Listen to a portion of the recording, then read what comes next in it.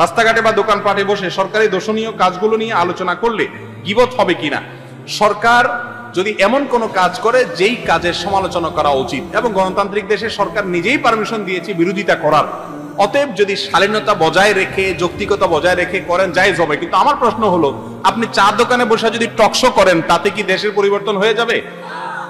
এই দেশে যত বুদ্ধিজীবী, এরকম বুদ্ধিজীবীর সংখ্যা পৃথিবীর কোন দেশে প্রতিটা চায়ের দোকানে 2টা-4টা করে টকশো সারাদিন হয়। এগুলো জায়েজ নাই, এগুলো শয়তান আমাদেরকে সময় নষ্ট করে।